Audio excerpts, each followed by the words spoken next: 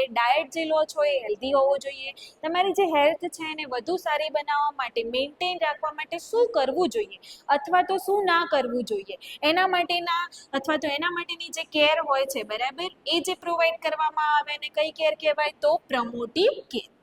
ત્રીજું છે ક્યુરેટિવ. નામ જ સજેસ્ટ કરે છે ક્યુરેટિવનો મતલબ થાય ક્યોર કરવું. તો માની લો કે આપણા બોડીમાં કોઈ ડિઝીઝ કન્ડિશન ઊભો થયો અથવા તો કોઈ ઇન્ફેક્શન લાગ્યું છે, તો હવે આને આપણે નોર્મલ હેલ્થમાં લાવવા માટે શું કરવું પડશે? તો ક્યોર કરવું પડશે. ક્યોર કઈ રીતે કરશે? તો નર્સ શું કરે છે અથવા તો ડૉક્ટર શું કરે છે? તો શું કરશે? Care and treatment. શું આપશે? Care and treatment. જેથી કરીને ઇન્ફેક્શન અથવા તો ડિઝીઝ કન્ડિશનને આપણે શું કરી શકીશું? રિકવર કરી શકીશું. એ માટેની જે કોઈ પણ સર્વિસીસ પ્રોવાઈડ કરવામાં આવે છે એને કઈ સર્વિસીસ કહેવાય? Curative services. લાસ્ટમાં છે રિહેબિલિટેટિવ. હવે ઘણા બધાને આનો મતલબ ખબર હોતી નથી. તો રિહેબિલિટેટિવનો સિમ્પલ મિનિંગ છે રિસ્ટોરેશન ઓફ હેલ્થ.